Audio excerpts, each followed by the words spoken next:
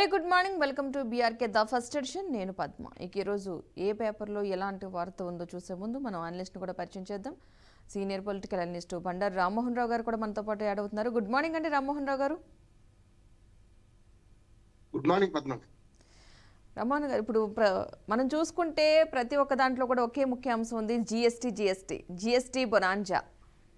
2 స్లాబులే 5-18% మాత్రమే, 12% 28% స్లాబులు కనుమరుగు, ఖరీదైన కార్లు, పొగాకు ఉత్పత్తులపై 40% వడ్డన, ఆరోగ్య జీవిత బీమాపై జీఎస్టీ 0. వస్తు సేవ పన్నులు స్వరూపులో కీలక మార్పులైతే రానున్నాయి. ప్రస్తుతం ఉన్న 4 స్లాబుల బదులు ఇకపై 2 కొనసాగనున్నాయి. వాటిలో ఒకటి 5% కాక రెండోది 18%.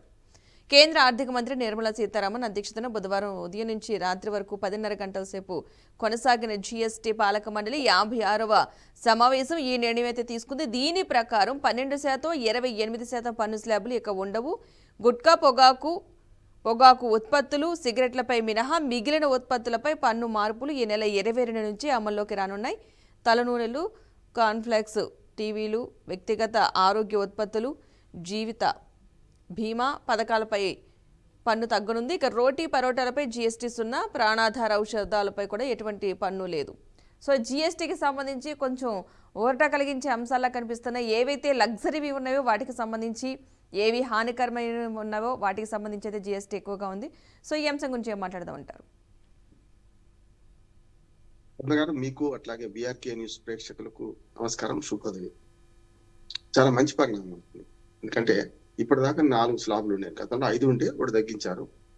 5, 12, 18, 28 కిందికి రాని కూడా ఉన్నాయి. మద్యం రాదు, పెట్రోల్, డీజిల్ రావు.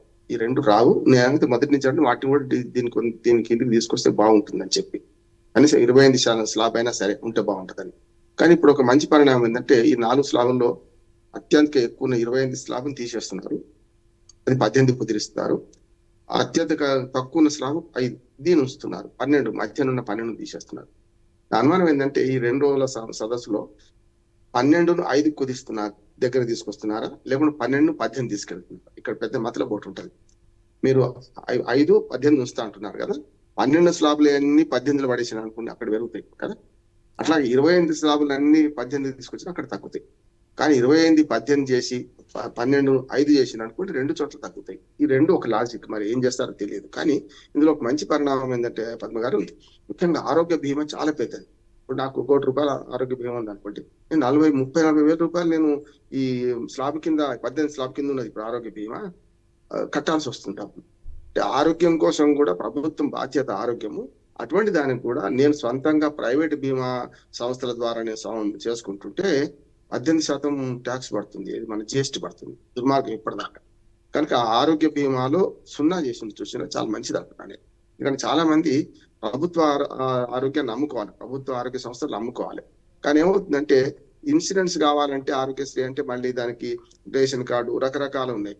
కనుక లేని వాళ్ళు అప్పుడు ప్రైవేటు మన సంస్థలను పట్టుకొని చేసుకుంటే ఇప్పటిదాకా దాని మీద చాలా 18% జిఎస్టీ వేస్తున్నారు. ఇది మొత్తం తీసేస్తామన్నారు. చాలా మంచిది అంటున్నాడు. ఎప్పుడో నేను ఒక 20-30 ఏళ్ల క్రితం పట్టాభిరామ్ గారు ఒక మంచి మాట అన్నారు. మనకి ఏమైనా ఆరోగ్యం చేయకపోతే ఆసుపత్రికి వచ్చి అప్పట్లోనే 50,000 రూపాయల నుంచి 1,00,000 రూపాయలు డిపాజిట్ చేయమంటున్నారు. మరి అటువంటిప్పుడు మన ఇంట్లో ఖచ్చితంగా 1,00,000 రూపాయలు ఉంచుకోవాలి, అర్ధరాత్రి కష్టం వచ్చినా అని ఒక మాట వ్యక్తిత్వ వికాసంలో చెప్పుకుంటూ వచ్చేవారు ఆయన పట్టాభిరామ్ గారు. ఇప్పుడు ఏమైంది, వాళ్ళ రూపాయి ఖర్చు లేకుండా ఇన్సూరెన్స్ పొందాలంటే మరి తప్పనిసరి ఇంత మెడికల్ ఇన్సూరెన్స్ పాలసీ 1 yearకే ఉంటుంది. 1 year తర్వాత మళ్ళీ పోతుంది. ఆటోమేటిక్ మళ్ళీ కొత్త కట్టాలి. అంటే ఆరోగ్యం బాగుంటే మన అదృష్టము. అనవసరంగా ఎవరైతే ఆసుపత్రి పాలు కావాలనుకోరు కదా, ఈ జిఎస్టీలో ఈ సంస్కరణ ముఖ్యంగా ఈ ఆరోగ్య బీమా మీద 0% చేయడం అని చాలా ఆహ్వానించదగ్గది, మంచిది అంటున్నాడు. అందరం బాధితులేము రకంగా చెప్పాలంటే. ఆరోగ్య బీమాలో సంఘటిత రంగంలో ఉన్న వాళ్ళకి సమస్య లేదు, కానీ అసంఘటిత రంగంలో లేకుంటే ఈ రేషన్ కార్డు ఇవన్నీ లేకుండా మధ్యతరగతి ప్రజలకు మాత్రం చాలా ఊరటనిచ్చేది అంటున్నాడు. రెండవది జిఎస్టీ విషయంలో చూసుకుంటే కాంగ్రెస్ పార్టీ తీసుకొస్తాం అనుకున్నప్పుడు బీజేపీ వ్యతిరేకించింది, బీజేపీ తీసుకొచ్చినప్పుడు కాంగ్రెస్ వ్యతిరేకించారు. కానీ వాళ్ళు అందరూ ఆహ్వానిస్తున్నది ఏంటంటే రాష్ట్రాలకు ఒక సమస్య వచ్చే అవకాశం ఉందని మన రాష్ట్ర ఆర్థిక మంత్రి కూడా నిన్న మట్టి విక్రమార్క గారు అన్నారు. మాకు దీనివల్ల ఒక 7,000 కోట్ల రూపాయలు నష్టం వచ్చేటట్టుంది రాష్ట్రాలకు, మరి ఎట్లా అన్నారు. అది తగ్గిస్తారు కదా, స్లాబులు 12 పోయి 5కి అవుతుంది, 28 పోయి 18కి అవుతుంది. మరి రాష్ట్రాలకు నష్టం వస్తే ఎట్లా అంటే చట్టంలోనే ఉందాం, జిఎస్టీ చట్టంలోనే, అది అడ్వకేట్ చెప్తున్నాను, జిఎస్టీ చట్టంలోనే ఏదైతే రాష్ట్రాలకు ఈ పాలసీ వల్ల నష్టం వచ్చిందనుకో, జిఎస్టీ వల్ల ఎప్పుడైనా ఎప్పుడు పాలసీ మార్చినా నష్టం వస్తే ఆ నష్టాన్ని పూడ్చడానికి కేంద్ర ప్రభుత్వానికి వెసులుబాటు ఇచ్చింది. కేంద్ర ప్రభుత్వంలో ఈ కేంద్ర ప్రభుత్వానికి వచ్చే పన్నుల్లో ఆ వెసులుబాటు ఇచ్చింది. నష్ట నివారణ చర్య తీసుకోవాలి, నష్టాన్ని పూడ్చాలని. అంటే ఏదైతే నష్టం జరిగిందో అది కేంద్ర ప్రభుత్వం ఇచ్చేసింది మళ్ళీ. అందుకనే గతంలో ఆర్థిక మంత్రిగా హరీష్ రావు ఉన్నా, లేకపోతే ఇప్పుడు మళ్ళా ఇప్పుడు వీరు చెప్పినా కూడా అనుమానాలు నివృత్తి చేయడానికి కూడా ఇవాళ ప్రయత్నం చేస్తాం అనుకుంటున్నాను. జిఎస్టీ కాన్సెప్ట్ 56వ సమావేశంలో ఒక దీపావళి చెప్తా అన్నారు, మన మోడీ గారు దీపావళికి శుభవార్త చెప్తా అన్నారు. ఇప్పుడు దసరాకి ముందే, ఒక రకంగా బతుకమ్మ పండుగకు ముందే మనకు ఈ శుభవార్త చెప్పే అవకాశం ఉందంటున్నాను నేను. జిఎస్టీ స్లాబులు తగ్గించడం వల్ల ఎక్కువ పన్నులు వసూలు అవుతాయి. ఇది మాట కూడా చెప్తున్నాను. ఎప్పుడు కూడా పన్ను రేట్ ఎక్కువ ఉంటే ఎక్కువ వసూలు అయితే తప్పు, పన్ను రేట్ తక్కువ ఉంటే తప్పనిసరి నిజాయితీగా ఎక్కువ మంది పన్నులు కడతారు. ఇది కూడా ఆదాయ పన్ను స్లాబ్లు కూడా తగ్గించాలంటున్నాను. ఆదాయ పన్ను మాక్సిమం స్లాబ్ 30 ఉంది కదా, అది 10కి తగ్గించాలంటున్నాడు. అందరూ కడతారు. అంటే పన్నుల వ్యవస్థలో చాణక్యుడు ఏనాడు చెప్పాడు, పన్ను నొప్పి లేకుండా పన్నులు వసూలు చేసినోడే నిజమైన ప్రభుత్వం, నిజమైన చాణక్య ఆర్థిక నీతి అన్నారు ఆయన. అందుకనే ఇవాళ కూడా ఈ జిఎస్టీ తగ్గించినట్టే ఆదాయ పన్ను స్లాబ్ను కూడా తగ్గించి మాక్సిమం లిమిట్ 30 కాదు, ₹1,00,000 సంపాదించుకుంటే 30,000 రూపాయలు పన్ను కట్టాలని ఎవరికి నొప్పి ఉంటుంది కదా, దాన్ని 10 తగ్గించండి, నష్టం ఉన్నది అంటున్నాను. ఇట్లా అంటే ఆర్థిక సంస్కరణలో భాగంగా ఈ జిఎస్టీ సంస్కరణలు నేను పూర్తిగా ఆహ్వానిస్తున్నాను. ఈ 2వ రోజు సమావేశాలకు మిగతా ఆర్థిక మంత్రులు పాల్గొంటున్నారు, వాళ్ళ సూచనలు సలహాలు తీసుకుంటే బాగుంటుంది. ఓకే, రేటు మరొక అంశం చూద్దాం. ఏపీకి సంబంధించి రైతులు ముసుగులో రాజకీయం చేస్తే కబడ్దార్. రాష్ట్రంలో 95,000 టన్నుల యూరియా ఉంది. నెలాఖరులోపు 2.71 లక్షల టన్నులు వస్తుంది. తప్పుడు పోస్టులు పెట్టేవారిపై కఠిన చర్యలే, తర్వాత వైకాపా వాళ్ళు వచ్చి కాపాడలేరు, హెచ్చరించిన సీఎం చంద్రబాబు. కృష్ణా జిల్లాలో ఎర్రవాసు రామూర్తి, వెంకటేశ్వరరావు, కోలాటి ఈశ్వరరావు వీళ్ళంతా కూడా వైకాపా వాళ్ళే పక్క గ్రామానికి వెళ్లి ఎరువుల లారీని హైజాక్ చేసేందుకు ప్రయత్నించారు. అంటే ఎరువులకు సంబంధించి ఏపీకి సంబంధించిన ఎరువుల విషయంలో ఉన్నా సరే లేదని చూపించడం, ఉన్న లారీలను సీజ్ చేసేలా చేయడం, పట్టుకొని పక్కదారి పట్టించడం ఇలాంటివి జరుగుతున్నాయి. సో ఈ విషయంలో సీఎం చంద్రబాబు నాయుడు చాలా సీరియస్ అవ్వడం జరిగింది. సో వీళ్ళు ఏంటంటే రాజకీయ కక్షలు, వీళ్ళు బాగానే ఉన్నారు, మధ్యలో రైతులు బాధపడుతున్నారు. సో ఈ అంశాన్ని మనం ఏ విధంగా చూడాలంటారు? ఈ విషయం 2 రాష్ట్రాల్లో జరుగుతుంది, చూస్తున్నాం కదా. ఎరువుల కొరత ఉన్నది, అది వాస్తవం, ఎవరైనా ఒప్పుకోవాల్సిందే. ఎందుకు వచ్చింది ఇది? వాళ్ళ గత 10 ఏళ్లుగా, ఇప్పుడు తెలంగాణ ఆంధ్రప్రదేశ్ విడిపోయి 11 ఏళ్ళు అయిపోయింది.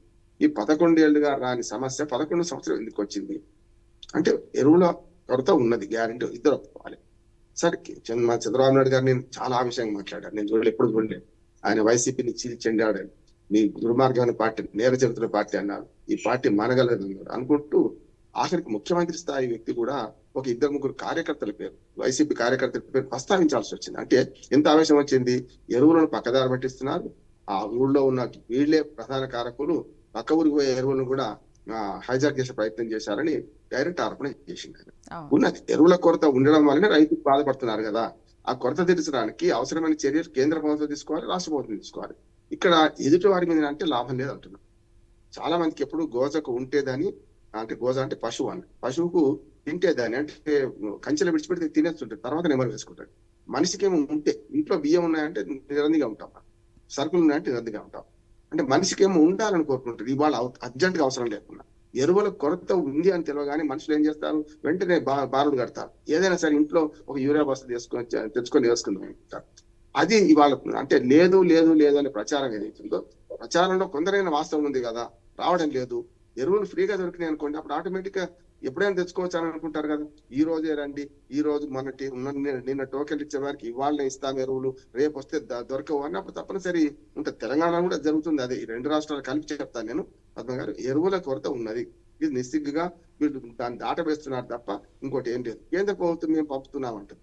అంతెందుకు పద్మ గారు, మన రాష్ట్రంలో, తెలంగాణ రాష్ట్రంలో అయితే 650 టన్నుల మన ఎరువులు ప్రతి నెల టకాటక మనకు తెలంగాణకు రిలీజ్ చేయాలి. ఎలక్ట్రిసిటీ ఎట్లా ఫ్రీయో, ఇది మన ఎన్టీపీసీ ద్వారా మన దగ్గర ఉన్న ఎరువులు మనకు ఫ్రీగా చేయాలి. కానీ ఏమైంది, ఇవాళ ఎన్టీపీసీ నడవకుండా ఉత్పత్తి ఆగిపోయి 2 నెలలు అయిపోతుందమ్మా. దీన్ని పునరుద్ధరించేంత వరకు అంటే మన దగ్గర ఉన్న కర్మాగారం, ఎరువుల కర్మాగారం గొప్పగా చెప్పి ప్రధానమంత్రి గారు మన దాన్ని ప్రారంభించారు కదా. మరి మన ఎరువులు ఎంత తయారవుతలేవు. అందుకని ఎరువుల దిగుమతులు ఎగుమతుల్లో చాలా విదేశీ మారక ద్రవ్యం చాలా పెద్ద ఎత్తున మన దిగుమతుల్లో మనం నష్టపోతున్నాం. కనుక ఎరువుల మీద, ఈ ముఖ్యంగా రసాయన ఎరువుల మీద ప్రజలను చైతన్యవంతం చేయకపోతే కూడా ఇట్లాంటి కొరత వచ్చే సంవత్సరం ఇంకా తీవ్రం అవుతారు. ఒక మాట చెప్పి ముగిస్తాను ఇందులో. నానో యూరియాను వాడండి అని చెప్పి రైతులను చైతన్యపరచాలంటున్నారు. 45 కిలోల యూరియా బస్తా తీసుకొచ్చుకొని పైనుంచి చల్లితే నీళ్ళలో సగం పోతుంది, మొదళ్ళకి సగం పోతుంది. పెద్ద వర్షాలు పడితే కొట్టుకపోయి చెరువులు కుంటలు చేరి మొత్తం చేపలు చచ్చిపోతున్నాయి.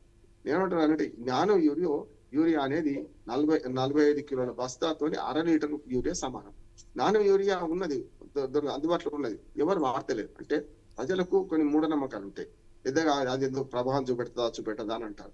డ్రోన్ల ద్వారా ఆఖరికి మనం పిచికారీ చేసుకోవచ్చు. డ్రోన్లు అవసరం లేదు మనకు. నానో యూరియా వాడే టెక్నాలజీని మనం నేర్చుకొని నానో యూరియాను వాడే చైతన్యం కనుక రైతులకు కల్పిస్తే ఈ 45 కిలోల బస్తాలు లారీలో రావడం, దాన్ని తీసుకెళ్ళడం, ఈ ట్రాన్స్పోర్ట్, ఇవన్నీ ఖర్చులు తప్పుతాయి.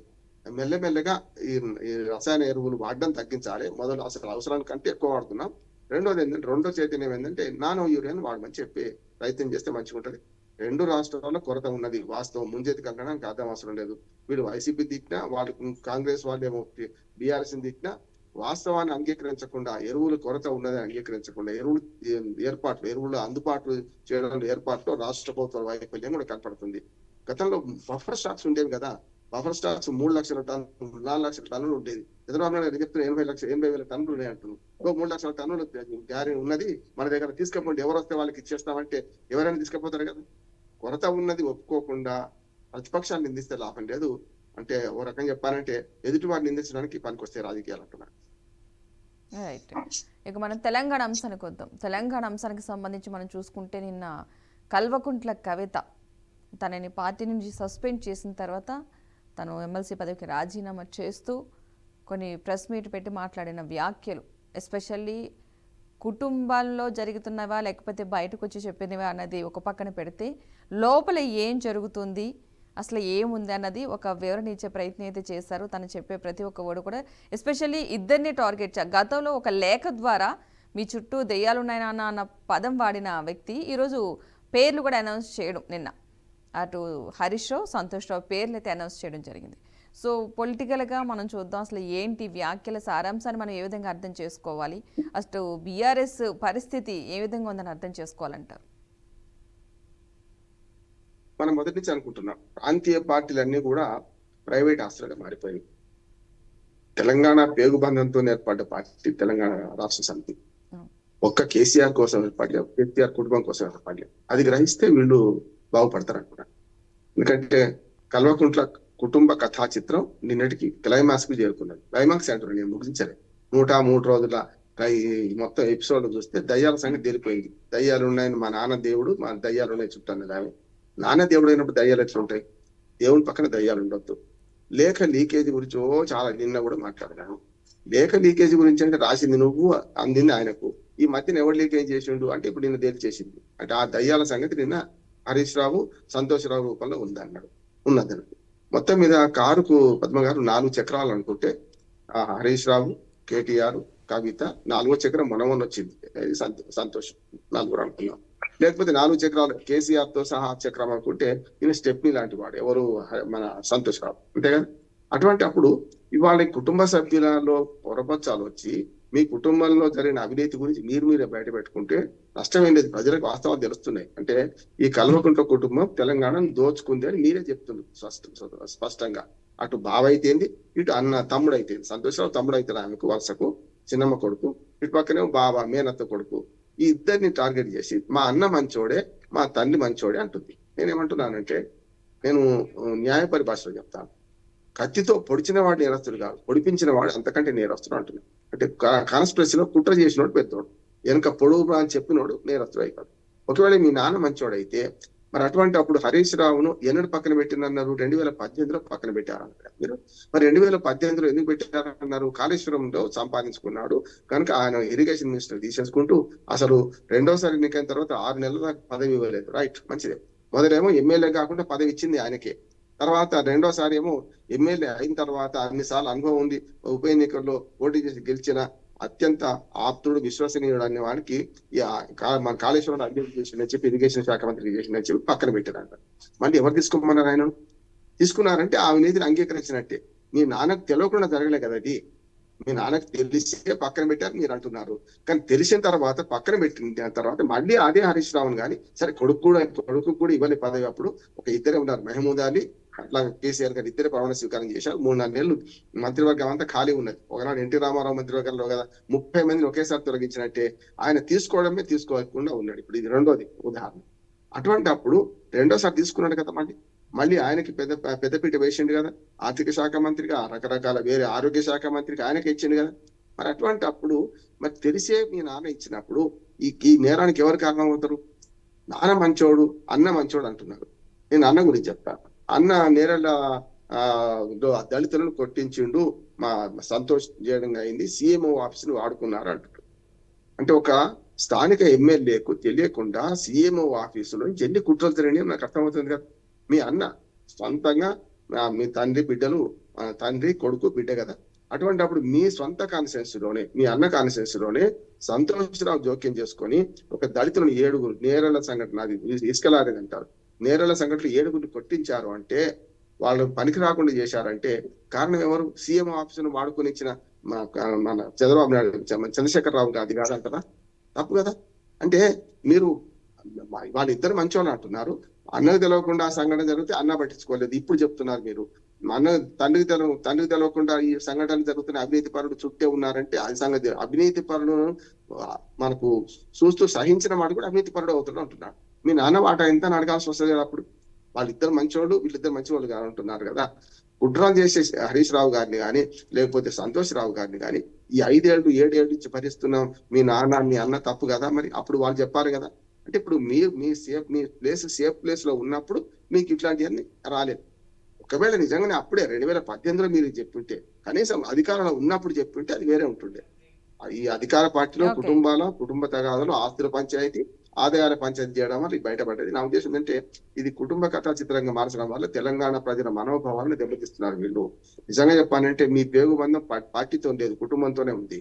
కానీ పార్టీతో ఉన్న పేగు బంధంతో 40 లక్షల మంది కార్యకర్తలు ఉన్నారు, అట్లానే 1.5 ఓటర్లు ఉన్నారు. వీళ్ళందరూ కేసీఆర్ కోసం రాలే, తెలంగాణ ఉద్యమం, తెలంగాణ అస్తిత్వ పోరాటం కోసం, రాష్ట్రం కావాలి, రాష్ట్ర సాధన కోసం వచ్చింది. వీళ్ళందరి మనోభావాలను వీళ్ళు కుటుంబ కథా చిత్రంగా నడుపుకుంటూ చేస్తున్నారు.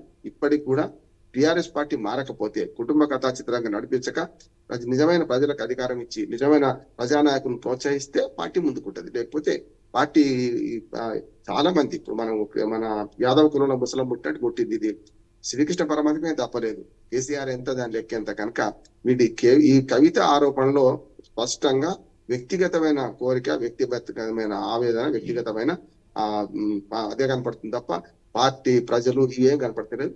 అందుకని ఒకవేళ నేరల బాధితులను మీ సంతోష్ కుమార్ తప్పు చేసిందంటే మీరు పోయి పరిహారం ఇవ్వండి, 10 లక్షలు ఇవ్వండి. అప్పుడు కనీసం ఇప్పుడైనా పాప ప్రక్షాళన చేసుకుంటే వద్దంటున్నాను. కవిత మాటలు చాలా వివరంగా ఉన్నాయో దాని స్పెషల్ ఎపిసోడ్ మాట్లాడుకోవాలి. ఈ పార్టీ ఏంటిది, ప్రజలు ఏంటిది, ప్రజల కోసం పార్టీలు ఉన్నాయా, పార్టీల కోసం ప్రజలు ఉన్నారా తెలుసుకోవాల్సిన అవసరం ఉన్నది. ఓకే, రామ్మోహన్ రావు గారు, ఇక్కడ మరొక అంశం కూడా మాట్లాడడం జరిగింది. కవిత నేను మాట్లాడుతూ ఈ కాళేశ్వరం ప్రాజెక్ట్ అంశానికి సంబంధించి అవినీతి జరిగింది అన్న దానికి సంబంధించి ఆటోమేటిక్గా ఒక ప్రభుత్వానికి ఒక లీకేజ్ అనుకోవచ్చా, లేదా ఒక చిన్న పాయింట్ ఇచ్చారనుకోవచ్చా. మొత్తం మీద ఏంటంటే దానికి సంబంధించి మా నాన్నకి ఎలాంటి సంబంధం లేదు, హరీష్ రావే అంతా ఇది చేశారన్న ఒక వర్డ్ కూడా మాట్లాడడం జరిగింది. సో మనం దీనివల్ల ఈ కాళేశ్వరం ప్రాజెక్ట్కి ఇప్పటి వరకు కూడా అన్ని ఎంక్వైరీలు అయిపోయి ఇప్పుడు సిబిఐ ఎంక్వైరీ వచ్చింది, కమిటీ వేశారు, దాంట్లో ఏమి పీసీ ఘోష్ కమిటీ వేసినా సరే అది ఏమీ తేల్చలేకపోయారు అని సిబిఐకి అప్పగించడం జరిగింది. సో ఇప్పుడు ఈమె చేసిన వ్యాఖ్యలు వాళ్ళకి బలాన్ని చేకూర్చినట్టు కాదంటారా? మీరు అన్మ్యూట్ చేయరా ఒకసారి, వాయిస్ రావట్లేదు. పద్మగారు నిజంగానే, ఎందుకంటే ఆమె చేసిన వ్యాఖ్యల్లో ఒక నిజాయితీ వ్యాఖ్య ఉంటుంది.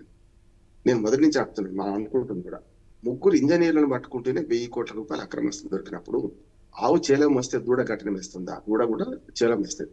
ఈ అధికారులందరూ దూడలంటి వాళ్ళు. రాజకీయ నాయకత్వం ముఖ్యంగా కీలకమైన పదవుల్లో ఉన్న ముఖ్యమంత్రి, మన అప్పటికి ఇరిగేషన్ శాఖ మంత్రి, ప్రధానమైన ఇంజనీర్లు, దానికి సంబంధించిన ఆర్థిక శాఖ మంత్రి కూడా ఇప్పుడు ఈటల రాజేంద్ర గారిని కూడా గుంజారు కదా ఇంట్లోకి. అందుకని ఇవన్నీ చూస్తే పెద్దలు అందులో ఇన్వాల్వ్ అయినారు, ఈ రకంగా డబ్బులు తీసుకున్నారని. కానీ ఆమె ఏం చేస్తుందంటే తండ్రిని భావన వేరు చేస్తుంది. తండ్రి అనుమతి లేకుండా, ఆయన ఆర్థిక శాఖ మన ముఖ్యమంత్రి అనుమతి లేకుండా, ముఖ్యమంత్రికి తెలియకుండా ఇంత కుంభకోణం జరుగుతుంది. అమాయకుడన్నా కావాలి, లేకపోతే అతి తెలివైనా కావాలి, అంతే కదా. కేసీఆర్ గారికి ఏం తెలియకుండా జరిగిందా ఇదంతా? ఆయన ఏమంటుంది, ఇంకొకటి కూడా కవిత ఆరోపిస్తేనే ఇవాళ రుజువు కాదు, అందరికి తెలిసిన సత్యం మొదటి నుంచి అంటున్నాను. కాళేశ్వరం మంచి ప్రాజెక్టు, తెలంగాణ వరప్రదాయం, కానీ దానిలో అవినీతి చాలా పెద్ద ఎత్తున్నది. ఇంజనీర్ల నుంచి మొదలు పెడితే ముఖ్యమంత్రి దాకా దీనిలో వాటాలు ఉన్నాయి. దాన్ని ఒక రకంగా ఏటీఎం గా ప్రధానమంత్రి మోడీ గారు ఆ మధ్యాహ్నం ఏటీఎం గా వాడుకున్నారు. దీన్ని రుజువు చేయలేకపోతున్నారు. ఎప్పుడు రాజకీయ నాయకత్వం ఎప్పుడు కూడా బయట నుంచి సపోర్ట్ చేస్తుంది, బయట నుంచి ఆదేశాలు ఇస్తుంది, విధానపరమైన నిర్ణయాలు తీసుకుంటుంది. విధానపరమైన నిర్ణయాలు అమలు చేసేటప్పుడు ఎవరి వాటలు వాళ్ళకు ఉంటాయమ్మా. ఇవన్నీ బహిరంగ రహస్యాలు, బహిరంగ సత్యాలు. ఇంజనీర్ చిన్న కింది నుంచి అసిస్టెంట్ ఇంజనీర్ నుంచి మొదలుకుంటే చీఫ్ ఇంజనీర్ దాకా అందరికి ఎవరి వాటాలు వాళ్ళకి ముట్టినే కనుకనే ఊరుకొని మిన్నకున్నారు. అందుకని ఇక్కడ కాళేశ్వరంలో అవినీతి జరిగింది. దీనికి కవిత సపోర్ట్ వల్ల కొత్తగా వచ్చేది ఏం లేదు. నేను మూడో నుంచి అంటున్నా, కవిత మాట్లాడితేనే అవినీతి జరిగినట్ట కాదు కదా. కమిషన్ రిపోర్ట్ ఉన్నది. కమిషన్ రిపోర్ట్ స్పష్టంగా అంతా తానే అన్నాయి, అన్ని తానే నడిపించారు. కేసీఆర్ గారు ఆదేశాల మేరకే మేము అందరూ చేశాము, అందరూ బహిరంగంగా ఒప్పుకున్నారని చెప్పి కాళేశ్వరం కమిషన్ రిపోర్ట్ ఒకటి డైరెక్ట్ గా పట్టుకోకపోవచ్చు రెడీ హ్యాండెడ్ గా, కానీ వీళ్ళందరి సాక్ష్యాలను ఆధారం చేసుకొని హరీష్ రావు అట్లాగే కేసీఆర్ ఇద్దరు కూడా పెద్ద ఎత్తున దీని మీద ప్రభావం చూపించిండ్రు. మేము చెప్పినట్టు చేయాలని చెప్పి ఒత్తిడి తీసుకొచ్చిన కమిషన్ రిపోర్ట్ రాసింది కదా. అంతకంటే ఇంకోటి సాక్ష్యం ఎందుకు కావాలి? ఈమె అనడం వల్ల శాంటిటీ ఏమైంది అంటే, కవిత కూడా మొత్తం మీద కోపంతో చెప్పినా ఆవేశంతో చెప్పినా ఆమె ఏం చేస్తుంది, హరీష్ రావును కేసీఆర్ ని విడదీస్తుంది. అది కాదు. నిజంగా చెప్పాలంటే కేసీఆర్ గెలవకుండా ఇంత అవినీతి జరిగిందంటే మరి కష్టమే, ఎవరు నమ్మడానికి వీల్లేదు కదా అంటున్నారు. ప్రభుత్వంలో ఉన్న 4 కుటుంబ సభ్యులు ప్లస్ కేసీఆర్ గారు కలిసి ఎవరి వాటా వాళ్ళు దోచుకున్నారు. ఇవాళ ఆ వాటా దోచుకోవడంలో పంచుకోవడంలో వచ్చిన సమస్య వల్ల వస్తుందని అంటున్నారు. ఇక కాంగ్రెస్ పార్టీ మీద రేవంత్ రెడ్డి వెనుక ఉన్నాడని కవిత అంటది, రేవంత్ రెడ్డి వెనుక మన కవిత వెనుక రేవంత్ రెడ్డి ఉన్నాడేమో హరీష్ రావు వీళ్ళ ఈ వర్గం అంటుంది. ఏమైనా సరే వాళ్ళకు ప్రతిపక్షాలకు ఒక ఆయుధం ఇచ్చినట్టే అయింది. స్పష్టంగా ప్రతిపక్షాలకు మంచి ఆయుధం ఏంటంటే నవిటోని మీద నడిబజార్లో జారిపడ్డట్టు, వీళ్ళు అవినీతి లేదని ఆయన అంటున్నాడు, అవినీతి ఉందని కుటుంబ సభ్యురాలు బయటకు వచ్చి అంటుంది. మరి ఆమె అధికారంలో ఉన్నప్పుడు ఈ మాట అంటే బాగుండేది, కానీ కుటుంబ సభ్యులతో పెడిసి కొట్టడం వల్ల, తండ్రి దూరం పెట్టడం వల్ల ఇది వచ్చిందేమో. ఆవేదనతో ఫ్రస్ట్రేషన్ తో చెప్పిందేమో, కానీ ఫ్రస్ట్రేషన్ కంటే ముఖ్యంగా ఇందులో ఒక రకంగా చెప్పాలంటే కుట్రకోణం కూడా కనపడుతుంది అనిపిస్తుంది నాకు. ఈ పార్టీని పూర్తిగా ఆమె చేసిన ఆరోపణలతో పార్టీకి చాలా పెద్ద కుదుపు, పెద్ద దెబ్బమ్మా. ప్రాంతీయ పార్టీలకు గతంలో బీఆర్ఎస్ చాలా కుదుపులు వచ్చినాయి, చాలా పెద్ద దెబ్బలు వచ్చినాయి. కానీ శత్రువులు ఎక్కడో ఉండరు. మన కుటుంబంలో తిరుగుతూ చెల్లెల రూపంలో, అన్నల రూపంలో, తమ్ముల రూపంలో, ఈ రూపంలో వస్తుందని చెప్పి రావు రమేష్ ఒక సినిమాలో అంటుంటాడు. అది ఇవాళ కేసీఆర్ పట్ల పూర్తిగా నిజమైందని నేను అనుకుంటున్నాను. ఓకే, అంటే దీని వల్ల ఎలాంటి అంటే ప్రజల్లోకి ఎలాంటి సంకేతాలు వెళ్తాయని కోచ్ అంటారు? ఎందుకంటే బీఆర్ఎస్ పట్ల ఒక అభిమానం ఉన్న వాళ్ళు అయి ఉండొచ్చు, ఫస్ట్ నుంచి ఉన్నవాళ్ళు. అంటే పార్టీలో అది కూడా ఒక కేసీఆర్ సొంత కూతురు ఇలాగ బయటకు వచ్చి మాట్లాడడం, అంటే లోపల అవినీతి జరుగుతుందని తనే బహిర్గతం చేయడం. ఇప్పటి వరకు ప్రతిపక్షాలు, అధికార పక్షాలు ఎవరొకళ్ళు వీళ్ళ అధికార పక్షంలో ఉన్నప్పుడు ప్రతిపక్షాలు కామన్గా అక్కడ లోపల అవినీతి జరుగుతుందని చెప్పడం కామన్, ఇప్పుడు వీళ్ళు ప్రతిపక్షంగా ఉన్నప్పుడు అధికార పక్షం చెప్పడం కామన్. కానీ ఇప్పుడు అందులో ఉన్న పార్టీలో ఉన్న వ్యక్తి బయటకు వచ్చి చెప్పడం అనేది అసలు ఎలా సంకేతాలు వెళ్ళే అవకాశం అనుకోవచ్చు అంటారు? ఖచ్చితంగా ప్రజల మీద ప్రభావం ఉంటుందన్న. ఎందుకంటే కవిత గారు చెప్పిన తర్వాత ప్రభావం తప్పదు. ఆమె వివరంగా చెప్తుంది కదా, ఎప్పుడెప్పుడు ఏం జరిగింది, ఎట్లా జరిగింది, 2018లో ఏం జరిగింది, కాళేశ్వరంలో ఏం జరిగింది, అవినీతి సీఎంఓ ఆప్షన్ ఎట్లా వాడుకున్నారు వీళ్ళు అని చెప్తుంది కదా అని. దాంతో పాటు కొన్ని సాక్ష్యాలు కూడా చెప్తుంది. ఇంకోటి పార్టీ నుంచి బయటకు పోయిన వాళ్ళ గురించి జగ్గారెడ్డి గారి నుంచి మొదలుకొని అన్ని వరుసగా వివరాలు చెప్పుకుంటూ వచ్చింది. వీళ్ళందరూ కూడా హరీష్ రావు జయంగా పోయిన నిజంగా అన్న మాట కూడా ఏంటంటే, జగ్గారెడ్డి ఏమన్నాడు, నాకు హరీష్ రావు శత్రువు కేసీఆర్ కాదన్నాడు. అట్లానే చాలా మంది ఇప్పుడు రఘునందన్ రావు కూడా మా దుబ్బాకకి ఆయన చేసింది ఏం లేదు, రానివ్వలేదు ఫండ్స్, అందుకని నేను హరీష్ రావు నాకు శత్రువు అన్నారు. పోయిన చాలా మంది హరీష్ రావుని వ్యతిరేకించుకుంటూ పోయింది. ఎప్పుడైనా ప్రభావం ఎవరిది ఉంటుందో వాళ్ళ మీద వ్యతిరేకించుకుంటుంది. కేసీఆర్ దేవుడు అంటున్నారు. నేను ఒక్కటే అంటున్నాను, కేసీఆర్ గారు దేవుడు అయితే కేసీఆర్ అవినీతిని కూడా సహించొద్దు కదా, సహించొద్దు కదా, ఇట్లాంటి వాళ్ళని దూరం పెట్టాలి కదా అప్పటి నుంచే. అందుకనే ఆమె ఆరోపణలు ఏముందంటే సగం పాక్షికంగా నిజాలు ఉన్నాయి, పాక్షికంగా అబద్ధాలు ఉన్నాయి అంటున్నాం. అందుకనే ఇప్పుడు గతంలో కేటీఆర్ గారిని కూడా ఆమె కార్యనిర్వాహక అధ్యక్షుడు కదా, ఇప్పుడైతే వర్కింగ్ ప్రెసిడెంట్. ఆయన వర్కింగ్ ప్రెసిడెంట్ తో సహా నేను ఎవరిని గౌరవించను, నాకు ఒక్కడే ఒక నాయకుడు కేసీఆర్ గారు. అంటే ఒక రకంగా చెప్పాలంటే దీనికి అన్ని అవకాశాలు ఇచ్చింది కదా. షర్మిల గారికి అవకాశాలు ఇవ్వలేదు, ఒప్పుకుంటా. షర్మిల గారు తండ్రి ఇవ్వలేదు, అన్న ఇవ్వలేదు. ఆమె పోరాట పట్టుదలతో మొత్తం ప్రజల్లో పెరిగినా ఆమెకు నష్టం జరిగింది. నీకైతే అన్ని లాభాలు జరిగినాయి కదా, ఎంపీ అయినాం, ఎమ్మెల్సీ అయినాం. నీలాంటి మహిళలు చాలా మంది పార్టీలో ఉన్నారు కదా, వాళ్ళందరికీ న్యాయం చేయని న్యాయం నీకు చేసింది తండ్రి. కానీ మీరు అనేది కరెక్ట్. ఏదైతే ఈ అవినీతి ఆరోపణలు ఆమె చేసింది కనుక అందరికీ తేటతెల్లమైంది. కూతురే చెప్పింది కదా అవినీతి చెప్పిందని. తనని మినహాయించలేదు. పార్టీకి మాత్రం చాలా పెద్ద తీరని నష్టం. ఇది ప్రజల మనోభావం. నిజంగా పార్టీని ఇన్ని రోజుల నుంచి మేము నడుపుతున్నాం. మా రక్తము చెమట పార్టీలో ఉన్నది. ఈ రక్తము చెమటని వీళ్ళు సొమ్ము చేసుకున్నారు, అవినీతి పాలు చేస్తున్నారు, వీళ్ళు పంచుకున్నారు. వాళ్ళు నలుగురే కాదు, ఆ నలుగురు వెంబడిన చాలా మంది నాయకులు ఈ అవినీతిలో భాగస్వామి ఉన్నారు అనే మాట అర్థమైన తర్వాత మేము ఎందుకు ఓటేసాము ఈ పార్టీకి అనే మాట సామాన్య ప్రజల్లో వస్తుంది. కార్యకర్తలు కొంత తేడా ఉండొచ్చు, తప్పు ఒప్పో జరిగింది ఏం చేస్తాం అనుకోవచ్చు, కానీ సామాన్య ప్రజలు మాత్రం ఓటర్లు మారే అవకాశం ఎక్కువ ఉంటుంది నేను. Okay, right. థ్యాంక్ యూ అండి రామ్మోహన్ రావు గారు, మంచి విశ్లేషణ వివరణ అందించినందుకు థ్యాంక్ యూ సో మచ్ అండి. సో చూసారు కదండి, ఇది నాటి బీఆర్కే ద ఫస్ట్ ఎడిషన్. రేపటి ఫస్ట్ ఎడిషన్లో మళ్ళీ కలుద్దాం. Keep watching BRK news Telugu సత్తా.